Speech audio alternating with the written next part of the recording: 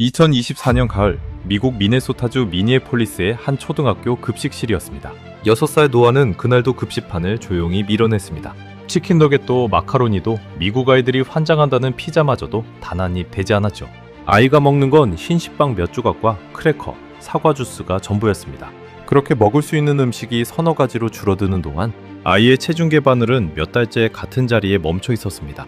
또래 아이들이 한 뼘씩 자라는 동안 노아의 성장 곡선은 하위 5%선 아래에서 조금씩 미끄러지고 있었죠. 담임 선생님의 전화, 학교 상담실의 호출, 그리고 냉장고 앞에서 한숨으로 시작하는 아침. 이 가족의 하루는 그렇게 굳어져 갔습니다. 더 잔인한 사실이 하나 있습니다. 이 아이의 엄마 에밀리 카터는 15년차 임상 영양사였다는 겁니다. 병원에서 수백 명 환자의 식단을 완벽하게 설계해온 전문가가 정작 자기 아들의 밥그릇 앞에서는 매일 밤 무너지고 있었던 거죠. 소아과 의사도 섭씨 클리닉도 값비싼 치료 프로그램도 이 아이의 굳게 닫힌 입을 열지 못했습니다. 새로운 음식을 접시에 올리면 아이는 냄새만 맡고도 고개를 돌렸고 억지로 권하면 헛구역질부터 했습니다. 에밀리는 영양학 교과서에 나오는 방법을 전부 시도했지만 결과는 언제나 같았습니다. 그런데 말입니다. 이 아이가 딱 넉 달 뒤 지구 반대편의 어느 나라 밥상 앞에서 숟가락을 놓지 못하게 됩니다. 그리고 그 엄마는 서울의 한 클리닉에서 눈물을 쏟으며 이렇게 말하게 되죠. 이 나라 아니면 우리 애가 못 살아요. 아시아 음식은 맵고 자극적이라 아이한테 절대 못 준다고 단정하던 바로 그 엄마가 말입니다. 도대체 미네소타의 6살 아이에게 무슨 일이 있었던 걸까요?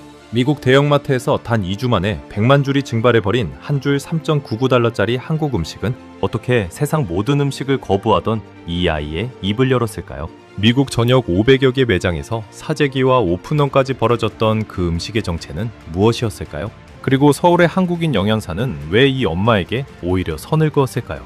한 아이의 첫 숟가락에 담긴 대한민국 밥상의 힘에 관한 이야기 지금 시작합니다. 영상 시작 전 구독과 좋아요로 대한민국의 미래를 응원해주세요. 제 이름은 에밀리 카터입니다. 미국 미네소타주 미니애폴리스에서 태어나 자랐고 이 도시의 종합병원에서 15년째 임상 영양사로 일하고 있습니다. 당뇨 환자의 혈당을 잡는 식단, 항암 치료 중인 환자의 근육 손실을 막는 식단, 신장 투석 환자의 칼륨 수치를 관리하는 식단. 저는 그런 것들을 설계하는 사람이었습니다. 제 손을 거쳐간 환자만 수천 명이었고 병원 안에서 제 별명은 숫자로 말하는 여자였습니다. 단백질 몇 그램, 나트륨 몇 미리그램, 칼로리 몇 킬로칼로리. 저에게 음식이란 감정이 아니라 데이터였거든요. 병원 복도에서 마주치는 환자 가족들은 저를 붙잡고 고맙다는 인사를 건네곤 했습니다. 선생님이 짜준 식단 덕분에 아버지가 다시 걷기 시작했어요. 아이 수치가 정상으로 돌아왔어요. 그런 말을 들을 때마다 저는 이 직업을 선택하기에 잘했다고 생각했습니다. 그리고 저는 그 데이터를 다루는 일에서만큼은 미네소타에서 손에 꼽히는 전문가라고 자부했습니다. 그런 제가 매일 저녁 6시 세상에서 가장 초라한 사람이 되는 장소가 있었습니다. 바로 우리 집 식탁이었습니다. 식탁 위의 풍경은 매일 똑같았습니다. 저는 병원에서 배운 모든 지식을 총동원해 접시를 차렸습니다. 색깔 대비를 고려한 플레이팅, 아이가 좋아할 만한 동물 모양 커터로 자른 야채, 심리학 논문에서 읽은 대로 새 음식은 익숙한 음식 옆에 아주 조금만. 완벽한 이론이었죠. 그리고 매일 완벽하게 실패했습니다. 노아는 접시를 보는 순간 몸을 의자 등받이에 바짝 붙였고 낯선 음식이 자기 식빵에 닿기라도 하면 그 식빵마저 먹지 않았습니다. 음식끼리 닿으면 안 된다는 게 그 아이만의 철칙이었거든요. 처음에는 저도 흔한 편식이라고 생각했습니다. 아이들은 원래 야채를 싫어하니까요. 하지만 노아의 경우는 차원이 달랐습니다. 이건 싫어하는 게 아니라 무서워하는 것에 가까웠습니다. 새로운 음식 앞에서 그 아이의 작은 몸이 보이는 반응은 마치 눈앞에 위험한 물건이 놓인 것 같았습니다. 동공이 커지고 어깨가 올라가고 숨이 얕아졌습니다. 저는 나중에야 문헌에서 배웠습니다. 감각이 예민한 일부 아이들에게 낯선 질감과 냄새는 실제로 위협 신호로 처리된다는 것을요. 의지의 문제가 아니라 뇌의 문제였던 겁니다. 제 아들 노아는 태어날 때부터 감각이 예민한 아이였습니다. 갓난아기 때는 옷의 상표 태그가 살에 닿는 것만으로도 자지러지게 울었고 이유식을 시작하면서부터 전쟁이 시작됐습니다. 덩어리가 조금이라도 씹히면 뱉어냈고 색이 낯설면 숟가락이 입 근처에 오기도 전에 입술을 앙다물었습니다. 소아과 의사는 크면서 나아진다고 했습니다. 4살까지는 저도 그 말을 믿었습니다. 하지만 노아가 먹는 음식의 목록은 해가 갈수록 늘어나는 게 아니라 줄어들었습니다. 5살에는 10가지쯤 됐던 목록이 6살이 된 2024년 가을에는 딱 4가지만 남았습니다. 껍질을 잘라낸 흰 식빵, 특정 브랜드의 크래커, 사과 주스, 그리고 플레인 요거트. 그게 전부였습니다. 식빵도 아무 식빵이나 드는 게 아니었습니다. 늘 사던 브랜드의 공장이 포장 디자인을 바꿨던 날, 노아는 내용물이 똑같은 그 빵을 사흘 동안 입에 대지 않았습니다. 아이에게는 맛보다 익숙함이 먼저였고 세상의 거의 모든 음식은 익숙하지 않은 것들이었습니다. 밖에서의 생활은 더 힘들었습니다. 친구 생일 파티에 가면 노아는 피자와 케이크가 가득한 테이블 구석에서 집에서 싸간 크래커만 먹었습니다. 다른 엄마들의 시선이 저에게 꽂히는 게 느껴졌습니다. 훈육을 안 하나 봐, 오냐오냐 키웠나 봐. 아무도 입 밖에 내지 않았지만 저는 그 눈빛들을 읽을 수 있었습니다. 그런 날이면 집에 돌아오는 차 안에서 핸들을 잡은 손가락 마디가 하얗게 질리도록 힘이 들어갔습니다. 웃기지 않습니까? 저는 낮에는 병원에서 70대 환자에게 하루 단백질 60g을 채우는 방법을 강의하고 저녁에는 집에 돌아와 6살 아들이 식빵 반 조각이라도 더 먹기를 빌었습니다. 영양학 석사학위가 벽에 걸려있는 부엌에서 저는 아들의 접시에 놓인 완두콩 3알이 그대로 남아있는 걸 바라보며 서 있었습니다. 그럴 때마다 손바닥에 손톱 자국이 남을 만큼 주먹을 꽉 쥐게 되더군요. 화가 나서가 아니었습니다. 저 자신이 부끄러워서였습니다. 2024년 9월부터 노아는 병원의 소아 섭식 클리닉에 다니기 시작했습니다. 일주일에 한 번, 한 회에 $175. 언어치료사와 작업치료사가 함께 들어가는 프로그램이었습니다. 치료라고 해서 뭔가 극적인 걸 상상하시면 안 됩니다. 새로운 음식을 접시에 올려놓고 쳐다보기, 그 다음 주에는 손가락으로 건드려보기, 그 다음 주에는 입술에 대보기, 한 가지 음식을 입에 넣기까지 몇 달이 걸리는 인내심의 극한을 시험하는 과정이었습니다.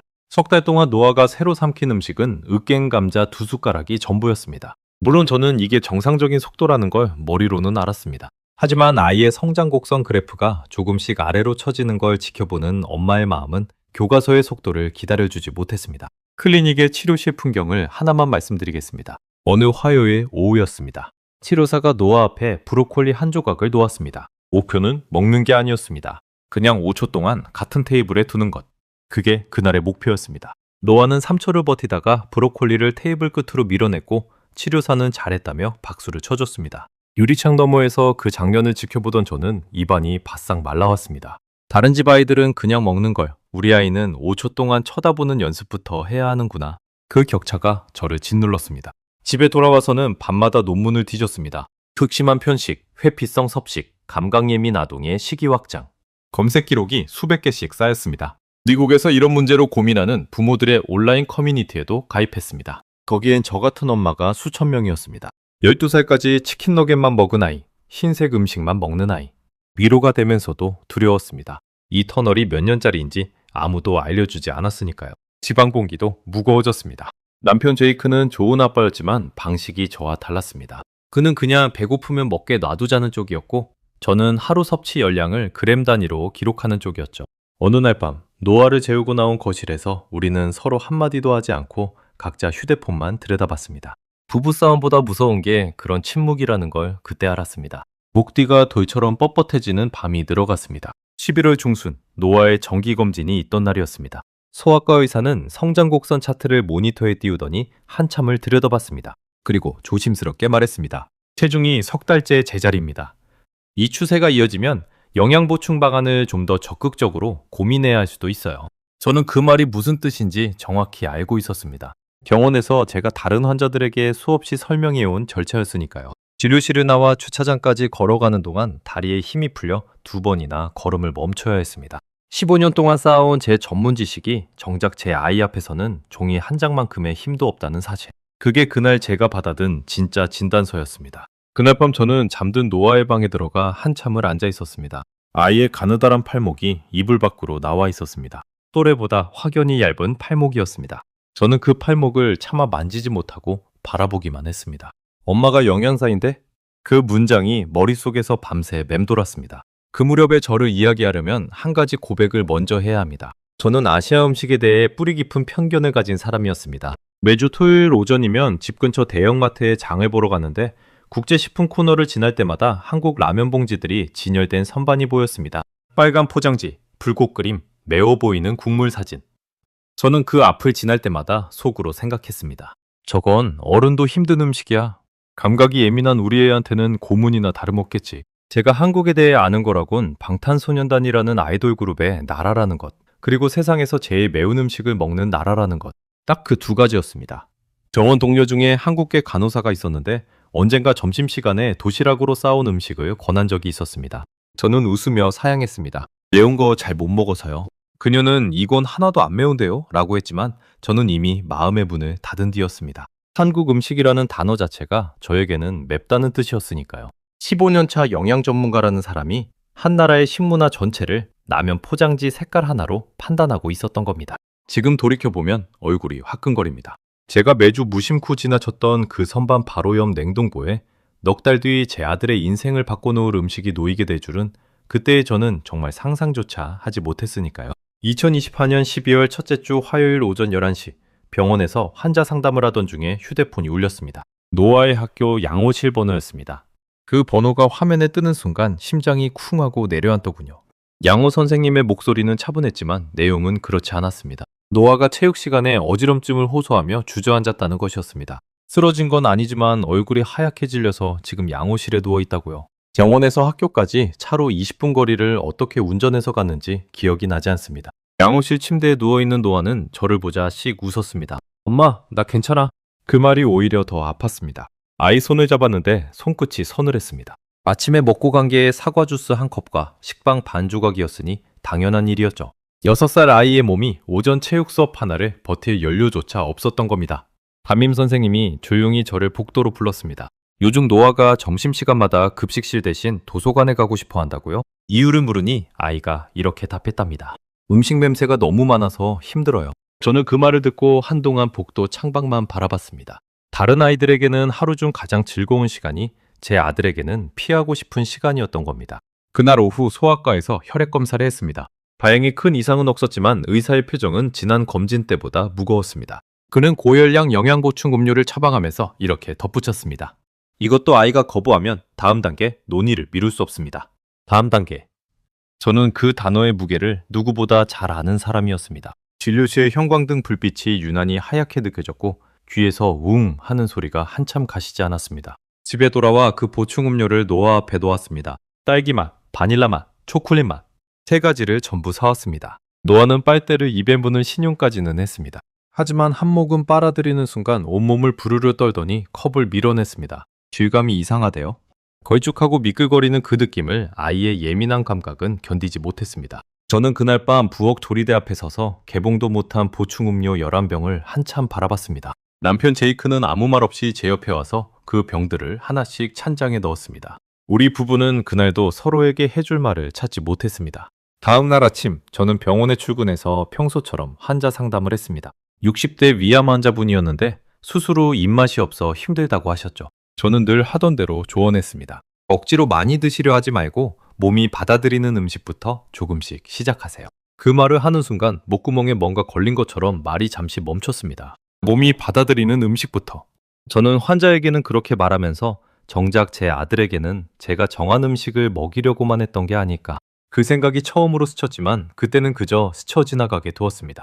솔직히 고백하자면 그 무렵 저는 처음으로 포기라는 단어를 떠올렸습니다. 치료도, 식단표도, 논문도 제가 아는 모든 것이 소용없다면 대체 뭘 더 해야 하나? 밤에 침대에 누우면 천장이 저를 향해 내려오는 것 같은 압박감에 잠을 이루지 못했습니다. 새벽 3시에 깨어 부엌으로 내려가 노아의 식사 기록 노트를 펼쳐본 날도 있었습니다. 석 달치 기록이 빼곡했지만 늘어난 음식은 으깬 감자 하나뿐. 숫자로 말하는 여자라던 제가 그 숫자 앞에서 할 수 있는 게 없었습니다. 그리고 12월 셋째 주 금요일이 왔습니다. 노안의 학교의 겨울 축제 날이었습니다. 미네소타의 12월은 영하 15도까지 떨어지기 때문에 소풍은 체육관에서 열리는 실내 행사로 대체됩니다. 각 가정에서 음식을 싸와서 돗자리를 펴고 나눠 먹는 일종의 실내 피크닉이었죠. 저는 그런 행사가 제일 두려웠습니다. 온갖 음식이 넘쳐나는 곳에서 크래커 봉지 하나를 쥐고 앉아 있을 노아를 보는 일이요. 그래도 아이가 가고 싶어 해서 반차를 내고 함께 갔습니다. 가방에는 노아 전용 비상식량을 챙겼습니다. 크래커 2봉지, 사과 주스 2팩. 행사장에서 아이가 아무것도 못 먹을 걸 아니까 엄마가 준비하는 도시락이라는 게 고작 그거였습니다. 차에 타기 전 그 가방을 내려다보는데 어깨에 맨 갠 가방이 아니라 제 무능력을 메고 가는 기분이었습니다. 체육관은 아이들의 웃음소리와 온갖 음식 냄새로 가득했습니다. 피자, 샌드위치, 컵케이크. 노아는 예상대로 제 옆에 붙어 앉아 크래커만 만지작거렸습니다. 그때 옆 돗자리에 앉은 한 엄마가 커다란 도시락통을 열었습니다. 노아와 같은 반인 지호라는 아이의 엄마 수진이었습니다. 한국에서 태어나 미국으로 건너온 지 10년쯤 됐다고 했죠. 도시락통 안에는 처음 보는 음식이 가지런히 담겨 있었습니다. 검은 종이 같은 것으로 감싼 동그란 밥 조각들. 단면에는 노란색, 주황색, 초록색이 무지개처럼 박혀 있었습니다. 수지는 그걸 아이들에게 하나씩 나눠주기 시작했습니다. 김밥이에요. 한국 소품 음식이죠. 아이들이 몰려들었습니다. 고소하고 부드러운 냄새가 우리 돗자리까지 건너왔습니다. 매운 냄새가 아니었습니다. 제가 상상하던 한국 음식의 냄새가 전혀 아니었어요. 참기름이라고 했던가요? 따뜻하고 구수한 향이었습니다. 수진의 김밥은 아이들 사이에서 순식간에 인기 상품이 됐습니다. 미국 아이들이 서로 손을 내밀며 하나 더 달라고 조르는 모습이 신기했습니다. 지호는 으쓱한 표정으로 친구들에게 설명했습니다. 이거 우리 엄마가 새벽에 만든 거야. 체육관 한쪽에서는 어른들도 하나씩 받아들고 감탄사를 뱉었습니다. 저는 그 광경을 보며 속으로 생각했습니다. 저게 그렇게 맛있나? 그때까지도 저는 구경꾼이었습니다. 영양사의 눈은 직업병처럼 저절로 움직였습니다. 저 음식의 구성을 훑어봤죠. 탄수화물인 밥이 중심이고 계란으로 단백질, 야채로 비타민과 식이섬유, 튀기지 않았고 소스 범벅도 아니고 설탕 덩어리도 아니었습니다. 한 손에 잡히는 크기 안에 한 끼 식판이 통째로 말려 들어가 있는 구조였습니다. 미국의 소품 음식이 대부분 빵, 아니면 튀김, 아니면 단 과자라는 걸 생각하면 꽤 영리한 설계라는 생각이 스쳤습니다. 물론 그때까지는 어디까지나 남의 나라 음식에 대한 짧은 감상일 뿐이었습니다. 그런데 그때 제 인생에서 절대 잊지 못할 장면이 벌어졌습니다. 노아가 크래커를 내려놓더니 몸을 앞으로 기울여 그 김밥을 쳐다보기 시작한 겁니다. 저는 숨 쉬는 것도 잊은 채 지켜봤습니다. 아이는 지호가 김밥을 맛있게 먹는 모습을 한참 바라보다가 천천히 손을 뻗었습니다. 6해를 사는 동안 낯선 음식을 향해서는 단 한 번도 움직인 적 없던 그 작은 손이요. 노아는 김밥 한 조각을 집어들고 코에 가져가 냄새를 맡았습니다. 그리고 아주 조금, 정말 쌀알 몇 개만큼 베어 물었습니다. 저는 그 순간 아무것도 하지 못했습니다. 잘한다고 소리치면 아이가 놀라서 뱉어낼까봐 눈길조차 함부로 주지 못하고 곁눈질로만 지켜봤습니다. 노아는 입안의 것을 오물오물 굴리더니 삼켰습니다. 그리고 남은 조각을 마저 입에 넣었습니다. 그러고는 한마디를 했습니다. 이거 부드러워. 부드러워. 그 세 글자를 듣는 순간 눈시울이 확 뜨거워졌습니다. 노아는 음식에 대해 좋다는 표현을 해본 적이 없는 아이였습니다. 늘 싫어, 무서워, 이상해 뿐이었죠. 그런 아이 입에서 나온 최초의 긍정적인 음식 평가가 태어나서 처음 본 한국 음식에 대한 것이었습니다. 수진이 웃으며 한 조각을 더 건넸고 노아는 그것도 받아 먹었습니다. 2조각. 고작 2조각이었습니다.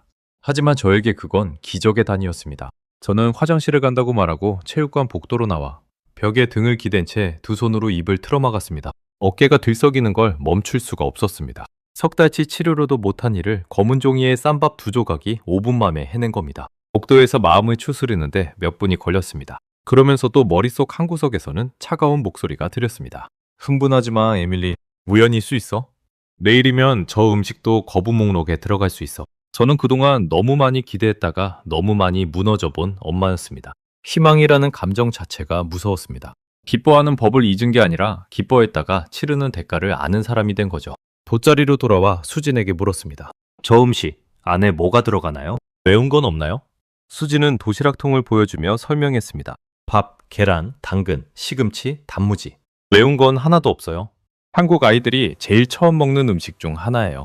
수진은 김밥 반면을 가리키며 말을 이었습니다. 한국 음식이 다 매울 거라고 생각하는 분들이 많은데 사실 한국 밥상의 절반은 아이 입에 맞춰도 될 만큼 순해요. 죽도 있고 계란찜도 있고 미역국도 있고요. 저는 그 말을 들으며 마트에서 매번 지나치던 빨간 라면 봉지들을 떠올렸습니다. 제가 본 건 한나라 식탁의 아주 작은 귀퉁이였을지도 모른다는 생각이 그때 처음으로 들었습니다. 그리고 그녀는 지나가듯 한마디를 덧붙였습니다. 요즘 미국 마트에서도 냉동김밥을 팔아요. 그런데 없어서 못 사요. 가는 곳마다 품절이에요. 없어서 못 산다니. 미국 마트에서 한국 김밥이 품절이라니. 그날의 저는 그 말이 무슨 뜻인지 아직 몰랐습니다. 그저 우리 아이가 2조각을 먹은 그 음식을 어디서든 구해야겠다는 생각뿐이었죠. 그 단순한 결심이 저를 어떤 세계로 데려갈지 그때는 짐작조차 못한 채로 말입니다. 겨울 축제가 있고 이틀 뒤인 일요일 오전 저는 집 근처 대형마트로 향했습니다. 목표는 단 하나, 수진이 말한 그 냉동김밥이었습니다. 국제식품 코너의 냉동고 앞에 서서 유리문 안을 샅샅이 훑었습니다. 만두, 볶음밥, 스프링롤. 김밥은 없었습니다. 지나가던 직원을 붙잡고 물었더니 그가 어깨를 으쓱하며 말했습니다. 아, 그 한국 김밥이요? 들어오는 날 몇 시간이면 다 나가요. 요즘 제일 문의 많은 상품이에요. 그는 냉동고 옆 진열대를 가리켰습니다. 저기 한국 라면이랑 김 스낵도 요즘 회전이 엄청 빨라요. 저는 그가 가리킨 선반을 봤습니다. 제가 몇 년 동안 눈길 한번 안 주고 지나쳤던 바로 그 코너였습니다. 그런데 자세히 보니 선반의 절반이 듬성듬성 비어 있었습니다. 안 팔려서 빈 게 아니라 팔려서 빈 것이었죠. 몇 년 사이 이 코너에서 무슨 일이 벌어지고 있었는지 저만 모르고 있었던 겁니다. 몇 시간이면 다 나간다. 저는 그 말을 반신반의하며 다음 목적지로 차를 돌렸습니다. 수진이 알려준 트레이더 조 매장이었습니다. 미국에서 꽤 인기 있는 식료품 체인인데 거기서 한국산 냉동김밥을 판다고 했거든요. 매장에 도착해서 냉동 코너로 갔을 때 저는 제 눈을 의심했습니다. 김밥이 있어야 할 자리가 통째로 비어 있었습니다. 텅 빈 냉동고 선반에는 품절 안내문만 붙어 있었죠. 그리고 그 앞에 저처럼 빈 선반을 바라보며 서 있는 사람이 저 말고도 셋이나 더 있었습니다. 한 중년 여성이 저에게 말을 걸었습니다. 김밥 사러 오셨죠? 저는 이번 주에만 3번째 허탕이에요. 옆에 있던 젊은 남자가 거들었습니다. 온라인 커뮤니티에서는 제발 그만 좀 사가라는 글까지 올라와요. 매일 가는데 매일 품절이라고요? 저는 직원에게 다가가 물었습니다. 이 김밥이 대체 뭐길래 이렇게 없는 건가요? 직원은 웃으면서 설명해줬습니다. 그 설명을 들으며 저는 손바닥에 땀이 배는 걸 느꼈습니다. 숫자가 하나씩 커질 때마다 그랬습니다. 먼저 그는 이 김밥이 한국의 한 중소기업이 만든 제품이라고 했습니다. 직원이 80명 남짓한 작은 회사라고요? 그 작은 회사가 미국 진출을 위해 몇 년을 준비해서 냉동김밥이라는 걸 개발했고 그게 이번에 터진 거라고 했습니다. 김밥에는 원래 고기나 햄이 들어가는데 미국은 육류가 든 식품의 수입 규정이 까다로워서 고기 대신 유부를 넣은 식물성 김밥으로 승구를 봤다고 하더군요. 규제라는 벽을 만나자 아예 새로운 제품을 설계해버린 겁니다. 저는 그 대목에서 이 사람들 보통이 아니구나 싶었습니다. 일단 가격은 한 팩에 3.99달러였습니다. 미국에서 파는 일반 김밥이 7달러에서 12달러 정도니까 절반도 안 되는 가격이죠. 그런데 그 저렴한 김밥의 첫 물량이 무려 250톤이었답니다. 김밥으로 치면 약 100만 줄. 그 100만 줄이 미국 전역 500여 개 매장에서 단 2주 만에 전부 사라졌다는 겁니다. 매장마다 오픈런이 벌어지고 박스째 사재기하는 손님들 때문에 1인당 구매 수량을 제한하는 곳까지 나왔다고요. 시작은 한국계 모녀가 올린 짧은 동영상이었는데 그 영상 하나가 3주 만에 조회수 1100만 회를 넘기면서 미국 전체로 번졌다는 이야기였습니다. 영상 내용은 별것도 아니었답니다. 미국에서 자란 딸이 한국인 엄마와 함께 이 냉동김밥을 먹어보는 장면. 엄마가 한 입 먹고 놀라는 표정이 전부였는데 그 진짜 반응이 미국 사람들 마음을 움직였다는 거죠. 매장에 아침 8시 40분에 갔는데 이미 품절이었다는 댓글. 트레이더조 직원들은 이 사태를 알아야 한다는 댓글이 수천 개씩 달렸다고 했습니다. 100만 줄이 2주 만에. 저는 머릿속으로 계산을 해봤습니다. 하루에 7만 줄 이상이 팔린 셈이었습니다. 그것도 미국인 대부분이 이름조차 처음 들어보는 음식이 말이죠. 직원은 마지막으로 이렇게 덧붙였습니다. 다음 입고가 수요일 아침이에요. 오픈 시간에 맞춰오세요. 늦으면 장담 못합니다. 집으로 돌아오는 차 안에서 저는 생각했습니다. 미국이 어떤 나라입니까? 세계에서 제일 크고 제일 콧대 높은 식품 시장입니다. 이 나라 마트 선반에 오르려고 전 세계 식품 회사들이 줄을 서고 그중 대부분이 소리 없이 사라집니다. 그런데 한국의 직원 80명짜리 회사가 만든 4달러도 안 되는 김밥이 이 거대한 시장에서 없어서 못 파는 물건이 됐다는 겁니다. 저는 그때까지 이게 우리 아이 문제와 어떻게 이어지는지 몰랐습니다. 그저 영양사로서의 호기심이 천천히 켜지고 있었을 뿐이죠. 그래서 저는 수요일 아침 정말로 오픈런이라는 걸 해봤습니다. 개장 20분 전에 도착했는데 이미 문 앞에 10명 넘게 줄이 서 있었습니다. 영하의 날씨에 김밥 하나 사겠다고 서 있는 미국인들의 행렬이라니. 문이 열리자 사람들은 곧장 냉동 코너로 직진했고 저도 얼떨결에 그 대열에 섞여 뛰었습니다. 15년차 임상 영양사가 냉동식품 하나를 잡으려고 마트에서 뛰는 날이 올 줄은 몰랐죠. 그렇게 저는 김밥 3팩을 손에 넣었습니다. 계산대 앞에서 그 차가운 팩을 끌어안고 있는데 이상하게 코끝이 시큰했습니다. 이 안에 우리 아들의 다음 한 입이 들어있을지도 모른다는 생각 때문이었습니다. 그날 저녁 저는 포장지에 적힌 안내대로 전자레인지에 김밥을 데웠습니다. 참기름 향이 부엌에 퍼지자 거실에 있던 노아가 코를 킁킁거리며 다가왔습니다. 축제 때 그거다. 아이가 먼저 알아봤습니다. 저는 아무렇지 않은 척 접시를 식탁에 놓고 물러났습니다. 강요하지 않기, 기대하는 티내지 않기. 그게 제가 치료실에서 배운 철칙이었으니까요. 노아는 의자에 앉아 김밥 한 조각을 집었습니다. 한 입, 두 입. 저는 설거지하는 척 등을 돌리고 있었지만 온 신경이 뒤통수에 쏠려 있었습니다. 그리고 20분 뒤 돌아봤을 때 접시는 비어 있었습니다. 한 줄 분량이 통째로 사라진 겁니다. 6살 인생 최초로 노아가 새로운 음식 한 끼를 스스로 완식한 순간이었습니다. 식탁 맞은편에서 그 광경을 지켜보던 남편 제이크는 아무 말도 못하고 손에 든 포크만 내려놓았습니다. 우리 부부는 식탁 너머로 눈이 마주쳤고 그 짧은 눈맞춤 속에서 몇 달 만에 처음으로 같은 감정을 공유했습니다. 더 놀라운 건 그 다음이었습니다. 노아가 빈 접시를 앞에 두고 이렇게 말한 겁니다. 내일 또 먹어도 돼? 물어보는 말이 아니라 확인하는 말이었습니다. 저는 목이 메는 걸 감추려고 냉장고 문을 열며 대답했습니다. 물론이지, 2팩이나 더 있는걸. 그날 밤 노아는 잠들기 전까지 기분이 좋았습니다. 밥을 먹은 아이가 기분이 좋다는 것. 남들에겐 너무 당연해서 문장도 안 되는 그 일이 우리 집에서는 6년 만의 사건이었습니다. 목요일 섭식 클리닉 정기 상담이 있는 날이었습니다. 저는 치료사에게 지난 며칠의 일을 보고했습니다. 낯선 음식에 자발적으로 손을 뻗었고 2조각을 먹었고 며칠 뒤에는 한 줄을 완식했다고요. 차트를 넘기던 치료사의 손이 멈췄습니다. 그녀는 안경 너머로 저를 한참 쳐다보더니 물었습니다. 강요 없이요. 전부 자발적으로요. 제가 고개를 끄덕이자 그녀는 볼펜을 내려놓고 말했습니다. 에밀리, 우리가 3달 동안 목표로 잡았던 걸 아이가 일주일 만에 넘어섰어요. 이 음식이 뭔지 저도 알아야겠는데요. 치료 전문가가 메모지를 꺼내 김밥이라는 단어를 받아 적는 모습을 보며 저는 등줄기가 찌릿해지는 걸 느꼈습니다. 아이를 재운 뒤 저는 남은 김밥 포장지를 부엌 조명 아래에 펼쳐놓고 영양사 모드로 돌아갔습니다. 성분표를 한 줄씩 뜯어봤죠. 밥, 김, 유부, 당근, 시금치, 우엉, 참기름. 튀긴 것도 없고 인공색소도 없고 매운 성분은 당연히 없었습니다. 고기 대신 유부가 들어간 식물성 구성이라 미국에서는 채식 소비자들까지 몰린다고 하더군요. 웰량과 나트륨을 확인하고 저는 잠시 멈췄습니다. 제가 병원에서 환자들에게 권하는 기준으로 봐도 준수한 수치였습니다. 미국 냉동식품 코너에서 흔히 보는 피자나 치킨 너겟과는 비교 자체가 미안한 수준이었죠. 3.99달러면 미국 햄버거 하나 평균 가격보다도 싼데 그 안에 탄수화물과 단백질과 야채가 균형 있게 말려 있었습니다. 싸구려 정크푸드가 아니라 설계된 한 끼였습니다. 그리고 저는 영양사로서 이 음식의 진짜 강점을 발견했습니다. 질감이었습니다.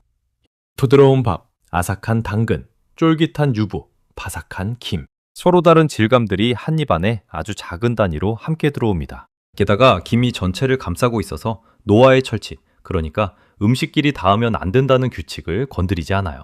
아이 입장에서는 여러 음식을 먹는 게 아니라 김밥이라는 하나의 음식을 먹는 겁니다. 그런데 실제로는 그 한 입 안에서 대여섯 가지 재료의 질감과 맛을 훈련하게 되는 거죠. 섭식 치료사들이 몇 달에 걸쳐 한 가지씩 시도하는 질감 노출을 이 음식은 한 조각 안에서 해내고 있었습니다. 거기다 크기도 절묘했습니다. 김밥 한 조각은 6살 아이 입에 딱 들어가는 크기입니다. 포크도 나이프도 필요 없고 손으로 집으면 됩니다. 흘릴 것도 자를 것도 없죠. 새로운 음식 앞에서 도구 사용이라는 추가 과제까지 얹으면 아이의 부담은 배가 되는데 김밥은 그 부담을 처음부터 제거해 놓은 음식이었습니다. 저는 포장지를 든 채 한참을 서 있었습니다. 이게 우연일 리 없다는 직감이 들었습니다. 한 나라가 수백 년 동안 아이부터 노인까지 함께 먹으며 다듬어온 형태라면 이 완성도가 설명이 되니까요. 궁금해서 더 찾아봤습니다. 이 김밥은 영하 45도에서 급속 냉동하는 기술로 만든다고 했습니다. 그래야 밥 아래 수분이 얼면서 조직을 망가뜨리는 걸 막을 수 있고 데웠을 때 간만김밥의 식감이 살아난다는 거였죠. 냉동 보관 기간은 12개월. 김밥이라는 음식 자체는 소박하지만 그걸 지구 반대편까지 보내는 기술은 소박하지 않았습니다. 저는 노트북 앞에서 뒷목이 서늘해지는 걸 느꼈습니다. 제가 라면 봉지 색깔로 판단했던 그 나라는 음식을 과학으로 다루는 나라였던 겁니다. 그날 밤 저는 새벽 1시가 넘도록 검색을 멈추지 못했습니다. 맵지 않은 한국 음식이라는 검색어를 넣자 처음 보는 3개가 쏟아졌습니다. 쌀을 부드럽게 끓인 죽이라는 음식, 계란을 폭신하게 찐 계란찜, 미역을 끓인 순한국, 소고기를 달큰하게 졸인 불고기. 수진의 말이 맞았습니다. 한국 밥상의 절반은 맵디는커녕 감각이 예민한 아이를 위해 만들어진 것처럼 순했습니다. 심지어 한국은 아이 이유식 단계부터 죽으로 시작해 밥으로 넘어가는 질감을 단계별로 올리는 식문화를 수백 년 동안 유지해온 나라였습니다. 제가 치료실에서 배운 최신 섭식 치료의 원리와 놀랍도록 닮아 있었죠. 다음날 저는 수진에게 전화를 걸었습니다. 노아가 김밥 한 줄을 다 먹었다고 하자 소화기 너머에서 그녀가 저보다 더 기뻐했습니다. 그리고 제가 맵지 않은 한국 음식을 더 알고 싶다고 하자 그녀는 30분 동안 쉬지 않고 알려줬습니다. 아이 아플 때 먹이는 하얀 죽, 밥에 계란과 참기름만 비빈 간장 계란밥, 두부를 부드럽게 끓인 순한국. 받아 적다 보니 노트 2장이 꽉 찼습니다. 통화 끝에 수진이 말했습니다. 에밀리, 한국 엄마들은 애가 안 먹으면 애를 바꾸려고 하기 전에 밥상을 바꿔요. 그 한마디가 이상하게 오래 남았습니다. 저는 지난 6년 동안 노아를 바꾸려고만 했지 밥상을 바꿀 생각은 못 해봤으니까요. 주말에는 노아를 데리고 한인마트라는 곳에 처음 가봤습니다. 미니애폴리스 외곽에 있는 큰 매장이었는데 문을 열고 들어서는 순간 별세계가 펼쳐졌습니다. 수십 종류의 김, 각양각색의 두부, 즉석죽 코너, 아이용 순한 반찬들, 그리고 그 매장 안에 한국 사람보다 미국 사람이 더 많아 보였습니다. 카트에 라면과 만두를 쌓아 담는 금발의 대학생들, 김스낵을 박스째 사는 노부부, 노아는 시식 코너에서 나눠주는 순한 어묵 국물을 홀짝이더니 컵을 내밀며 말했습니다. 더 주세요. 저는 그 세 글자에 그만 웃음이 터졌습니다. 6년 동안 못 듣던 말을 한국 음식 앞에서는 일주일 사이 2번이나 듣게 됐으니까요. 그 주말밤 침대에 누워 저는 스스로에게 물었습니다. 노아가 김밥을 먹은 건 그냥 운이 좋았던 걸까? 아니면 이 나라 음식에는 정말 뭔가가 있는 걸까? 음향사로서의 저는 대답했습니다. 데이터로 확인해보면 되잖아. 그렇게 저의 4개월짜리 검증이 시작됐습니다. 2025년 1월 첫째 주 월요일, 저는 부엌 냉장고에 커다란 차트 한 장을 붙였습니다. 제목은 노아의 밥상 확장 계획. 15년차 임상 영양사가 만들 수 있는 가장 진지한 문서였습니다. 세로축에는 날짜, 가로축에는 음식 이름, 그리고 각 칸에는 반응을 기록하는 칸까지. 저는 이걸 검증이라고 불렀습니다. 노아가 김밥을 먹은 게 우연이라면 여기서 드러날 것이고 우연이 아니라면 그것도 드러날 테니까요. 감정이 아니라 기록으로 판단하자. 그게 제가 저 자신과 맺은 약속이었습니다. 솔직히 말하면 이 차트는 저를 지키기 위한 장치이기도 했습니다. 겨울 축제날 체육관 복도에서 입을 틀어막던 저를 기억하실 겁니다. 기대했다가 무너지는 게 무서워 기뻐하지도 못하던 엄마요. 김밥 한 줄의 기적이 일주일 만에 끝나버릴 수도 있다는 공포가 여전히 제 안에 있었습니다. 그래서 저는 희망 대신 절차를 붙잡았습니다. 절차는 배신하지 않으니까요. 기록하고 측정하고 판단한다. 병원에서 하던 그대로 이번 환자는 제 아들일 뿐이라고 스스로를 다독였습니다. 원칙은 3가지였습니다. 첫째, 순한 한국 음식부터 질감이 부드러운 순서대로 시도한다. 둘째, 절대 강요하지 않고 식탁에 올려두기만 한다. 셋째, 성공하든 실패하든 전부 기록한다. 수진이 알려준 목록과 제가 조사한 자료를 합쳐 단계표를 만들었습니다. 1단계는 부드러운 죽, 2단계는 간장 계란밥과 계란찜, 3단계는 구운 김과 주먹밥, 4단계는 순한 만두. 치료실에서 쓰는 질감 단계별 노출법을 한국 밥상에 그대로 적용한 겁니다. 그런데 단계표를 만들면서 저는 묘한 사실을 발견했습니다. 한국 음식은 2단계표에 억지로 끼워 맞출 필요가 없었습니다. 죽에서 진밥으로, 진밥에서 된밥으로, 국에만 밥에서 반찬으로. 한국의 밥상은 애초에 질감의 사다리처럼 짜여 있었거든요. 미국 음식으로 같은 표를 만들려면 칸마다 억지가 필요했습니다. 바삭한 시리얼에서 질긴 스테이크 사이를 이어줄 중간 단계가 마땅치 않으니까요. 한국 밥상에는 그 계단이 촘촘하게 다 있었습니다. 첫 주자는 죽이었습니다. 한인마트에서 사온 즉석 흰죽을 데워 노아 자리에 놓았죠. 첫날은 숟가락으로 휘젓기만 했습니다. 둘째 날은 냄새를 맡았고 셋째 날 한 숟갈을 떠서 입에 넣었습니다. 그리고 나흘째 되던 날 노아는 그릇의 절반을 비웠습니다. 따뜻하고 부드럽고 아무 자극이 없는 음식. 아이의 예민한 혀가 처음으로 안전하다고 판단한 2번째 한국 음식이었습니다. 저는 차트에 동그라미를 그리면서 손끝이 가늘게 저릿해지는 걸 느꼈습니다. 2월로 넘어가면서 기록은 점점 빨라졌습니다. 간장 계란밥은 이틀 만에 통과했습니다. 참기름 냄새가 김밥과 같아서인지 노아는 거부감 없이 숟가락을 들어줘. 계란찜은 첫날 바로 3숟갈. 구운 김은 아예 과자처럼 집어먹었습니다. 바삭하다가 입에서 사르르 녹아버리는 그 질감이 아이의 감각에는 오히려 재미였던 모양입니다. 김 한 봉지를 다 먹은 날, 노아가 봉지를 거꾸로 털면서 아쉬워하는 모습을 보고 저는 부엌 문틀을 붙잡았습니다. 무릎에서 힘이 빠질 만큼 웃음이 났거든요. 6년 동안 음식 앞에서 아쉬워하는 아이의 얼굴을 단 한 번도 본 적이 없었으니까요. 4단계 만두 차례가 왔을 때 저는 마트에서 비비고라는 한국 브랜드의 만두를 집었습니다. 그런데 포장지를 살피다가 흥미로운 사실을 알게 됐죠. 이 만두, 미국 만두 시장에서 점유율 1위였습니다.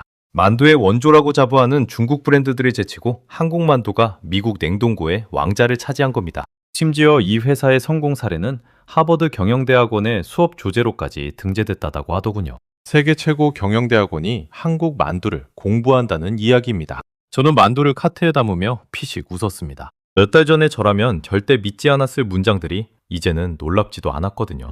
그리고 그 만두는 노아의 5번째 음식이 됐습니다. 얇고 부드러운 피 안에 야채와 고기가 잘게 다져져 숨어있는 구조. 노아는 만두를 반으로 갈라 속을 들여다보더니 그대로 입에 넣었습니다. 3개를 먹고 나서 아이는 접시 위의 만두를 손가락으로 세더니 말했습니다. 내 이목도 남겨놔야지. 음식을 아껴두겠다는 발상 자체가 저희 집에서는 신대륙 발견 같은 사건이었습니다. 6월 말 섭씨 클리닉 정기평가에 치료사가 차트를 넘기다가 저를 불렀습니다. 에밀리, 이 수치 직접 보셔야겠어요? 노아가 먹는 음식이 4가지에서 9가지로 늘어 있었습니다. 석 달 전만 해도 반년에 1가지 늘면 성공이라던 아이가 2달 만에 5가지를 추가한 겁니다. 체중도 움직이기 시작했습니다. 몇 달째 멈춰있던 그래프가 처음으로 고개를 들었죠. 치료사는 이렇게 말했습니다. 우리가 치료실에서 가르치려던 걸 이 음식들이 식탁에서 자연스럽게 시키고 있어요. 질감 노출, 소량 단위, 낮은 자극. 교과서적인 조건들인데 이건 처음부터 그렇게 생겨 먹은 음식이네요. 상담실을 나오는데 대기실에 앉아있던 다른 엄마가 저를 조심스럽게 불러세웠습니다. 노아 어머니시죠? 아까 상담실에서 얘기하시는 거 살짝 들렸는데 그 한국 음식 목록 좀 알 수 있을까요? 우리 딸도 3년째 8가지밖에 못 먹거든요. 저는 그 자리에서 휴대폰으로 단계표를 통째로 보내드렸습니다. 그녀의 눈가가 붉어지는 걸 보면서 알았습니다. 이 대기실에 앉아있는 부모들 모두가 저와 같은 터널 속에 있다는 것을요. 처음부터 그렇게 생겨먹은 음식이라던 치료사의 말이 제 직업적 자존심에 불을 붙였습니다. 저는 그날 밤부터 본격적으로 파고들기 시작했습니다. 이게 우리 아이 한 명의 특수한 사례인지 아니면 뭔가 더 큰 흐름의 일부인지. 영양사가 아니라 분석가처럼 자료를 모았죠. 그리고 노트북 화면 앞에서 저는 며칠 밤 동안 잠을 설치게 됩니다. 방법은 간단했습니다. 감정이 들어갈 수 없는 자료만 보기로 했죠. 정부 통계, 무역 데이터, 시장 보고서, 개인 후기나 홍보 기사는 전부 걸러맸습니다. 유행이라면 숫자가 얕고 짧을 것이고 진짜라면 숫자가 깊고 길 것이다. 그게 제 판별 기준이었습니다. 숫자들은 이렇게 쌓여갔습니다. 먼저 노아가 먹는 죽과 김밥이 속한 쌀 가공식품. 한국의 쌀 가공식품 수출은 2024년 한 해에만 38.4%가 늘어 3억 달러를 기록했습니다. 그 중에서도 미국 시장은 51% 성장. 이유가 뭘까 봤더니 미국 소비자들이 이걸 글루텐 프리, 건강식으로 받아들이고 있었습니다. 밀가루를 못 먹는 사람들에게 쌀로 만든 한국 간편식이 대안이 된 거죠. 우리 노아처럼 저마다의 이유로 먹을 게 마땅치 않던 사람들이 한국 밥상에서 답을 찾고 있었던 겁니다. 김도 마찬가지였습니다. 노아가 과자처럼 먹던 그 검은 종이요. 알고 보니 한국은 세계 김 시장을 사실상 지배하는 나라였습니다. 미국 마트에서 팔리는 김 스낵의 원산지를 뒤져보면 대부분 한국이었죠. 서양에는 아예 없던 시장을 한국이 통째로 만들어낸 셈입니다. 바다의 잡초라고 거들떠보지도 않던 걸 세계인의 간식으로 바꿔놓은 나라. 저는 김 한 봉지를 들고 원산지 표기를 확인하면서 이 작은 봉지가 태평양을 건너온 경로를 상상해봤습니다. 다음은 라면이었습니다. 제가 매운 나라의 상징처럼 여겼던 바로 그 라면이요. 한국 라면의 연간 수출액은 전년도 기록인 9억 5천만 달러를 단 10개월 만에 넘어섰고 연말에는 12억 5천만 달러까지 치솟았습니다. 1년 사이 31.1%가 늘어난 겁니다. 특히 미국 텍사스에서는 대형 유통망 입점에 성공하면서 수출이 70% 이상 폭증했다고 했습니다. 텍사스가 어떤 곳입니까? 바비큐와 스테이크의 본고장, 미국에서 가장 미국다운 땅입니다. 그 텍사스 사람들이 한국 라면을 카트에 쓸어 담고 있다는 이야기였습니다. 그리고 저는 라면 시장의 구성을 보다가 제 편견이 또 한 번 부서지는 경험을 했습니다. 매운 라면만 팔리는 게 아니었습니다. 순한 국물라면, 볶음면, 아이용 짜장라면까지 종류가 수십 가지였고 미국 소비자들은 그 스펙트럼 전체를 소비하고 있었습니다. 맵다는 건 한국 라면의 전부가 아니라 수많은 선택지 중 하나였을 뿐이죠. 그리고 마지막 숫자 앞에서 저는 마우스를 쥔 손을 멈췄습니다. 2024년 한국 농식품의 최대 수출 시장이 바뀌었다는 기사였습니다. 10년 넘게 1위였던 일본이 3위로 내려가고 그 자리를 미국이 차지한 겁니다. 15억 9천만 달러. 불과 1년 전만 해도 3위였던 미국이 단숨에 1위로 올라선 거죠. 기사는 그 배경으로 과자류, 라면, 그리고 냉동김밥을 꼽았습니다. 냉동김밥. 제가 새벽 오픈런까지 해가며 샀던 바로 그 3.99달러짜리 김밥이 한나라의 수출 지도를 다시 그린 주역 중 하나였다는 겁니다. 저는 의자 등받이에 몸을 기댔습니다. 관자놀이가 지끈거렸습니다. 처음 이 조사를 시작할 때 제 가설은 사실 반대였습니다. 한류 열풍에 올라탄 반짝 유행일 거다. 데이터를 보면 거품이 보일 거다. 저는 의심하려고 자료를 모았던 겁니다. 그런데 파면 팔수록 나오는 건 거품이 아니라 구조였습니다. 9년 연속 성장하는 수출 그래프, 규제에 막히자 제품을 새로 설계하는 기업들, 영하 45도 냉동 기술, 세계 최대 시장에서의 1위 등급. 유행은 이렇게 안 움직입니다. 이건 한나라가 음식이라는 산업을 통째로 벼려온 결과였습니다. 의심하려고 쌓은 데이터가 어느새 확신의 근거가 되어 있었죠. 15년 동안 숫자를 다뤄온 제가 숫자에게 설득당한 겁니다. 그날 밤 저는 계산기를 두드려 봤습니다. 노아가 2달 동안 먹은 한국 음식의 총 비용을요. 김밥 12팩, 즉석죽 8개, 김 10봉지, 만두 4팩. 전부 합쳐 100달러가 조금 넘었습니다. 컵식 클리닉 한 해 비용이 175달러입니다. 물론 치료를 음식이 대신할 수는 없습니다. 치료는 치료대로 계속했으니까요. 하지만 석 달치 치료비보다 적은 돈으로 아이의 식탁이 3배로 넓어졌다는 사실 앞에서 영양사인 저는 겸허해질 수밖에 없었습니다.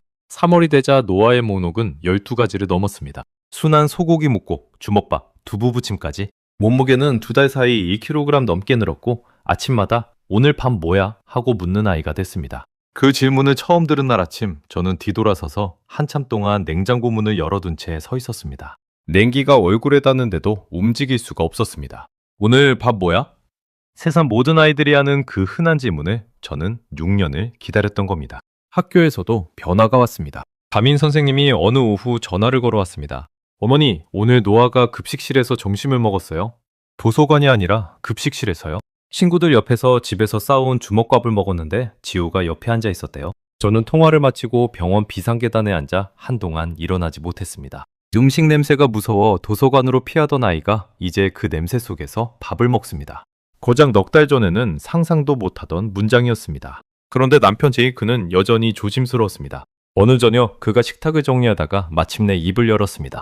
에밀리, 잘 되고 있는 건 나도 알아. 그런데 냉동식품 몇 개 잘 먹는 걸 가지고 당신 너무 멀리 가는 거 아니야? 이게 한국이라는 나라 덕분이라는 건 좀 비약 같은데? 저는 기다렸다는 듯 노트북을 열었습니다. 그리고 노아의 성장 곡선과 음식 차트, 그 옆에 수출 그래프를 나란히 띄웠죠. 비약인지 아닌지 숫자로 보자. 노아한테 통한 음식들은 전부 같은 특징이 있어. 순한 맛, 부드러운 질감, 작은 단위. 그리고 그 특징을 가진 음식들이 지금 미국 전체에서 팔려나가고 있어. 우리에만 특별한 게 아니라 이 밥상 자체에 뭔가가 있는 거야. 제이크는 그래프를 한참 들여다보더니 조용히 고개를 끄덕였습니다. 그리고 4월 초의 어느 밤 저는 결심을 입 밖에 냈습니다. 나 한국에 가봐야겠어. 노아 데리고? 제이크가 접시를 닦다 말고 돌아봤습니다. 지금 진심이야? 김밥 하나 때문에 한국까지 간다고? 저는 고개를 저었습니다. 김밥 때문이 아니야. 나는 영양사야. 환자에게 통한 처방이 있으면 그 원리를 끝까지 확인하는 게 내 일이야. 지금 노아에게 통하는 처방은 한나라의 밥상 전체고 그 원산지가 지구 반대편에 있어. 냉동고 너머에 진짜를 봐야겠어? 그게 뭔지 두 눈으로 확인해야 나는 이 아이의 다음 6년을 설계할 수 있어. 제이크는 한동안 말이 없다가 수건을 내려놓으며 대답했습니다. 비행기표는 3장으로 알아봐. 그리고 그는 한마디를 덧붙였습니다. 어차피 이 집 냉동고 이미 절반이 한국이잖아. 냉동고 문을 열어보니 정말 그랬습니다. 김밥, 만두, 죽. 미네소타의 평범한 미국 가정집 냉동고가 어느새 작은 한국이 되어 있었습니다. 그렇게 저희 가족의 한국행이 결정됐습니다. 노아가 김밥에 처음 손을 뻗은 지 넉 달째 되던 무렵이었습니다. 그때 제 가방 속 노트에는 이런 메모가 적혀 있었습니다. 확인할 것. 이 나라는 어떻게 아이가 스스로 숟가락을 들게 만드는가. 그리고 그 답을 찾으러 가는 길 위에서 저는 제 인생에서 가장 뜻밖의 대답을 듣게 됩니다. 그것도 한국인 영양사의 입에서요. 2025년 4월 마지막 주, 저희 세 식구는 인천국제공항에 내렸습니다. 14시간의 비행 동안 저를 가장 놀라게 한 건 기내식이었습니다. 한국 항공사의 어린이 기내식으로 나온 순한 비빔밥을 노아가 창밖을 구경하면서 아무렇지 않게 비벼 먹은 겁니다. 옆자리 한국인 승무원이 빈 그릇을 걷어가며 아이에게 엄지를 들어 보였습니다. 잘 먹었네요, 어린이. 그 짧은 칭찬에 노아가 씩 웃는 걸 보면서 저는 이 여행이 옳은 선택이었다는 예감이 들었습니다. 공항에서 서울 시내로 들어가는 게 창밖 풍경을 보며 저는 조금 얼떨떨했습니다.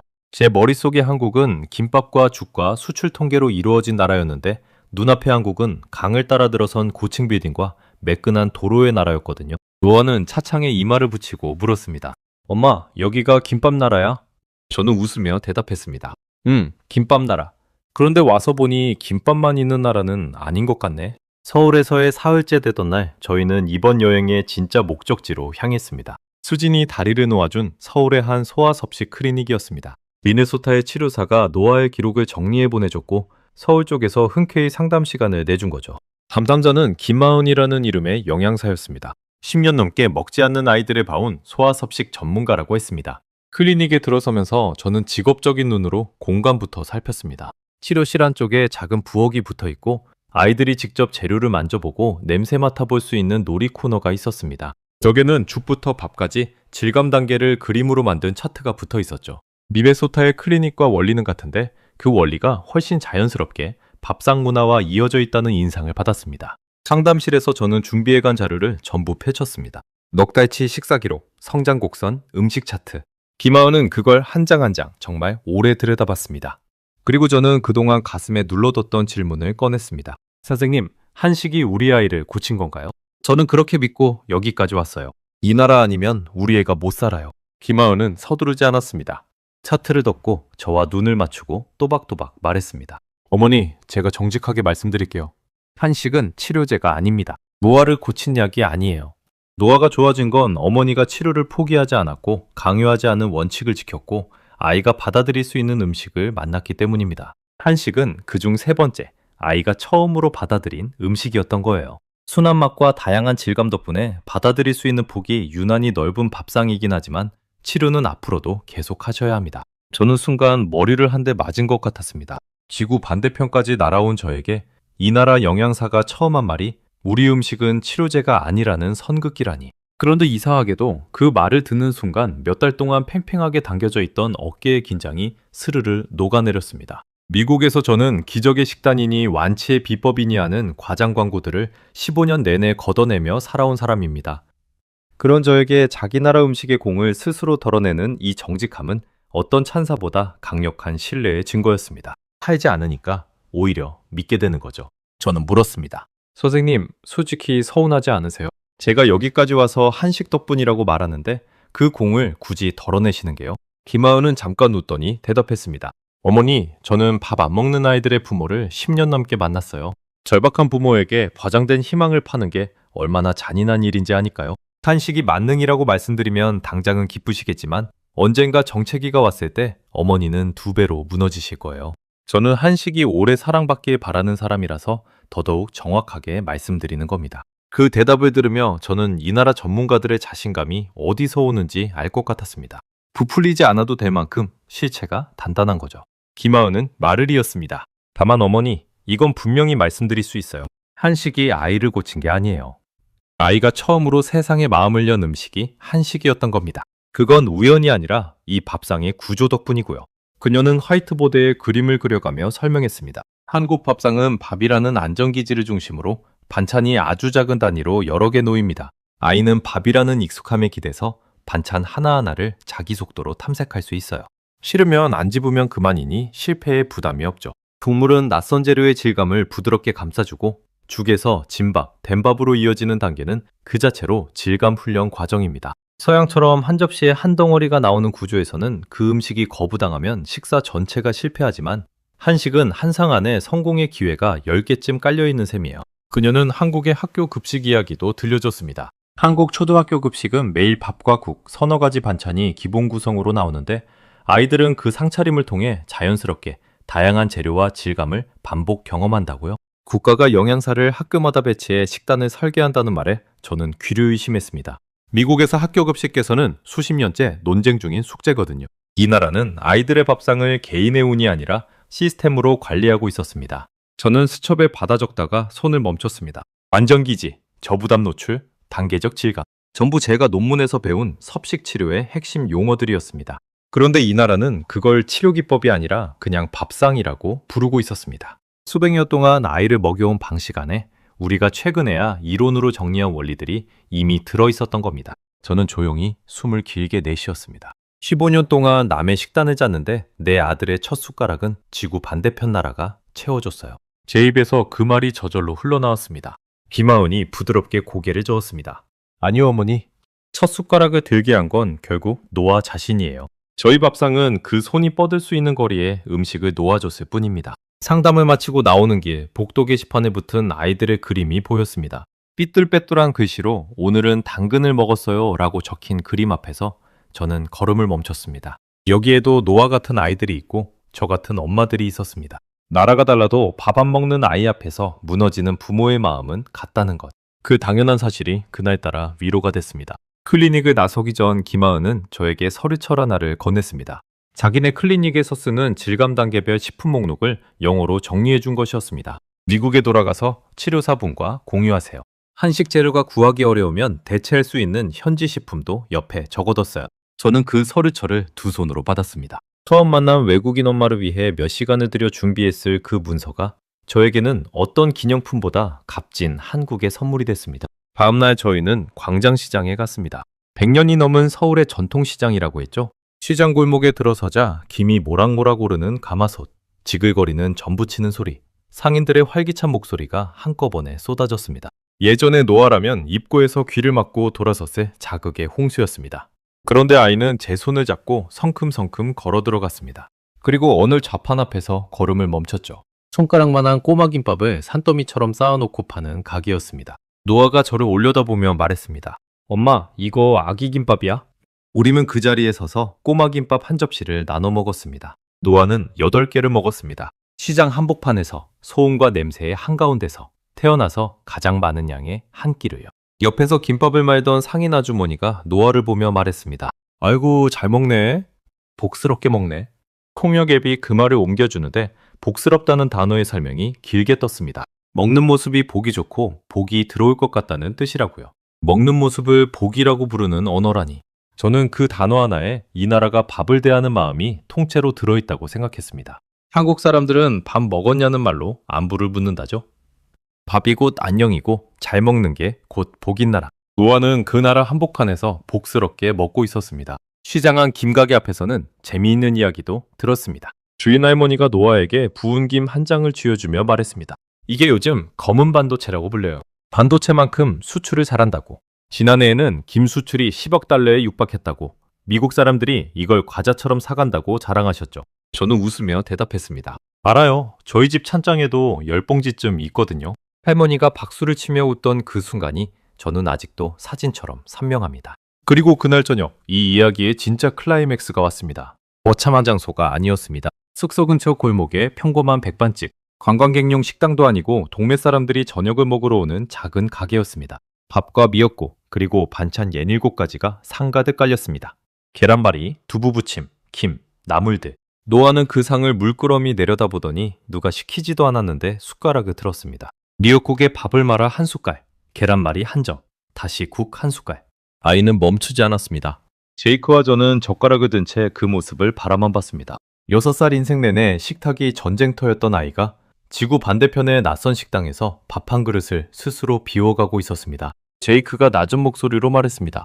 김밥 한 줄 때문에 한국까지 왔는데 우리가 얻어가는 건 김밥이 아니네. 저는 대답 대신 고개만 끄덕였습니다. 입을 열면 울음이 먼저 나올 것 같았거든요. 뜨거운 것이 뺨을 타고 흘러내리는데 이상하게 하나도 부끄럽지 않았습니다. 식당 아주머니가 말없이 물수건 하나를 더 놓고 가셨습니다. 그날 밤 숙소에서 잠든 노아 옆에 누워 저는 생각했습니다.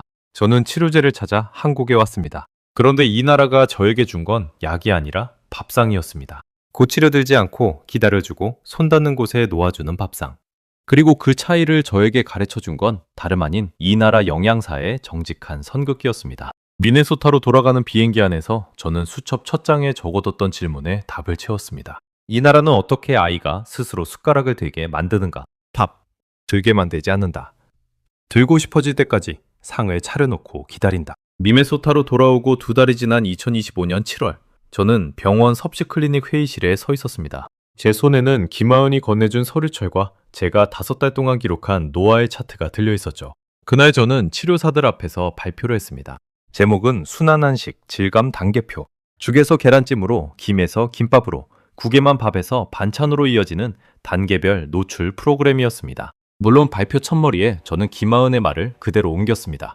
이것은 치료제가 아니라 도구입니다. 치료를 대체하는 게 아니라 치료가 일하기 좋은 밥상을 깔아주는 겁니다. 회의실에는 한동안 볼펜 움직이는 소리만 가득했습니다. 그리고 그해 가을부터 우리 클리닉의 식품 목록에 한식 항목이 정식으로 들어갔습니다. 발표가 끝나고 며칠 뒤 노화를 담당했던 치료사가 제 사무실에 들렀습니다. 그녀는 단계표를 처음 적용한 5살 환자 이야기를 들려줬습니다. 2달 동안 어떤 시도에도 입을 열지 않던 아이가 부은 김을 손에 쥐고 바스락 소리를 내며 놀다가 제 입으로 가져갔다고요. 부모가 치료실 유리창 너머에서 소리 없이 박수를 치더랍니다.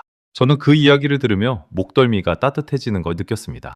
노아의 기적이 노아에게서 끝나지 않고 다른 아이의 식탁으로 건너가고 있었으니까요.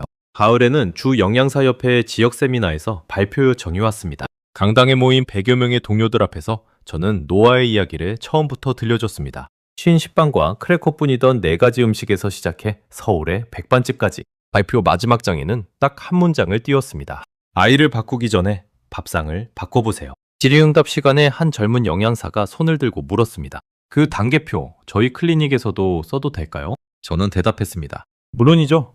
이건 제 것이 아니라 한 나라가 수백 년 동안 다듬어온 밥상을 빌려온 것뿐이니까요. 변화는 클리닉 밖으로도 번졌습니다. 저는 편식아동 부모들의 온라인 커뮤니티에 노아의 이야기와 단계표를 올렸습니다. 순한 한식이라는 제목의 그 글에는 몇 달 사이 수백 개의 댓글이 달렸죠. 텍사스의 엄마는 아이가 처음으로 죽 한 그릇을 비웠다고 썼고, 오하이오의 아빠는 김을 과자 대신 주기 시작했다고 했습니다. 물론 모든 아이에게 통하지는 않았습니다. 저는 그때마다 김하은의 문장을 빌려 답했습니다. 한식은 약이 아니에요. 다만 아이 손이 닿는 거리에 놓아볼 만한 꽤 친절한 밥상이에요. 수진과는 가족끼리 오가는 사이가 됐습니다. 한 달에 한 번은 두 집이 모여 저녁을 먹는데 메뉴는 늘 반반입니다. 수진네가 김밥과 잡채를 싸오면 저희는 미네소타식 구운 감자와 샐러드를 준비하죠. 노아와 지호는 식탁에서 김밥 속 재료 이름을 한국어로 말하는 놀이를 합니다. 당근, 계란, 시금치. 발음이 우스꽝스러워질 때마다 두 집 어른들이 웃음을 터뜨립니다. 1년 전만 해도 저녁 식탁이 우리 가족에게 하루 중 가장 무거운 시간이었다는 게 이제는 믿기지 않을 정도입니다. 제이크도 변했습니다. 한국까지 가는 걸 반신반의하던 사람이 이제는 회사 동료들에게 냉동김밥 전도사 노릇을 합니다. 지난 추수감사절에는 시댁 식탁에 칠면조 옆에 잡채를 올려서 온 가족을 놀라게 했죠. 시어머니는 처음엔 젓가락을 어색해 하시더니 결국 잡채 접시를 당신 앞으로 끌어가셨습니다. 미네소타의 추수감사절 식탁에 한국 음식이 오르는 날이 올 줄 1년 전에 저희는 상상도 못했습니다. 그 사이에도 숫자들은 계속 자라났습니다. 한국의 농식품과 그 연관 산업을 합친 수출은 2024년에 사상 처음 130억 달러를 넘어섰습니다. 정확히는 130억 3천만 달러. 그리고 노아에게 첫 과자가 되어준 김은 지난해 수출 11억 3천만 달러를 찍으며 사상 처음 10억 달러의 벽을 넘었습니다. 관세라는 역풍 속에서도 미국 수출은 오히려 9%가 늘었죠. 저는 이제 그 뉴스들을 남의 나라 경제 기사로 읽지 않습니다. 그 수십억 달러 안에는 우리 집 냉동고가 있고 텍사스와 오하이오에 어느 부엌이 있고 밥 안 먹는 아이 앞에서 무너졌다가 다시 일어선 부모들의 저녁 식탁이 있으니까요. 큰 숫자와 작은 밥상은 같은 이야기의 두 얼굴이었습니다. 가끔 저는 그 겨울 축제 날을 떠올립니다. 만약 그날 수진이 김밥을 싸오지 않았다면, 만약 한국의 그 작은 회사가 냉동 기술을 포기했다면, 만약 이 나라가 자기 밥상을 세계 시장에 올려놓겠다는 결심을 하지 않았다면 노아의 첫 한 입은 없었을지도 모릅니다. 한 나라가 수십 년 동안 쌓아올린 산업과 문화가 지구 반대편 6살 아이의 접시 위에서 만난 겁니다. 저는 그걸 우연이라고 부르지 않기로 했습니다. 준비된 밥상이 만든 필연이라고 부르기로 했죠. 라면 봉지 색깔 하나로 한 나라를 판단하던 저 같은 사람의 편견을 이 나라는 항의가 아니라 실력으로 부수었습니다. 더 맛있게, 더 순하게, 더 정직하게 만들어서요. 그게 제가 겪은 대한민국의 방식이었습니다. 노아는 올해 8살이 됐습니다. 먹는 음식은 30가지를 넘겼고 체중은 또래 평균을 따라잡았습니다. 지난달 정기검진에서 소아과 의사는 성장 곡선을 보며 이렇게 말했습니다. 이 그래프 액자에 걸어두셔도 되겠어요? 물론 지금도 치료는 계속합니다. 안 먹는 날도 있고 후퇴하는 주도 있습니다. 하지만 이제 우리 집 식탁은 전쟁터가 아닙니다. 실패해도 내일 또 차리면 되는 그냥 밥상입니다. 그리고 저 자신도 달라졌습니다. 병원에서 환자 상담을 할 때 저는 이제 식단표를 내밀기 전에 먼저 묻습니다. 몸이 받아들이는 음식이 뭐예요? 좋아했던 밥상의 기억이 있나요? 예전에 저는 영양소를 계산하는 사람이었지만 지금의 저는 밥상을 차리는 사람에 가깝습니다. 그 차이를 가르쳐 준 건 학회도 논문도 아닌 지구 반대편 나라의 김밥 한 줄이었습니다. 노아의 방 책상에는 서울에서 사온 기념품이 하나 놓여 있습니다. 광장시장 김가게 할머니가 쥐어주신 구운 김의 포장지를 아이가 버리지 못하게 해서 코팅해 준 겁니다. 아이는 그걸 첫 번째 과자라고 부릅니다. 언젠가 노아가 자라서 그날의 기억이 흐려지더라도 그 검은 종이 한 장이 말해줄 겁니다. 네가 세상과 화해한 첫 자리에 한국이라는 나라가 있었다고요. 지난 주말 저녁 저는 서툰 솜씨로 미역국을 끓였습니다. 수진에게 배운 대로 참기름에 미역을 볶다가 물을 붓고 오래 끓이는 방식으로요. 노아는 국에 밥을 말아 한 그릇을 다 비우더니 숟가락을 든 채 저를 올려다보며 말했습니다. 엄마, 이거 또 먹고 싶어. 또 6년 동안 세상 모든 음식을 밀어내던 아이가 이제는 또를 말하는 아이가 됐습니다. 저는 부엌으로 돌아서서 국자를 잡았습니다. 그리고 김이 오르는 냄비 앞에서 오래전 제가 했던 말을 조용히 고쳤었습니다. 이 나라 아니면 우리 애가 못 살아요. 라고 했던 그 말. 이제는 이렇게 말하겠습니다. 이 나라가 우리 애에게 사는 법을 하나 가르쳐 줬다고. 숟가락은 아이가 들었지만 그 숟가락이 닿을 밥상을 차려준 건 지구 반대편의 대한민국이었다고. 여러분의 평범한 밥상은 지구 어딘가에서 한 아이의 기적이 되고 있습니다.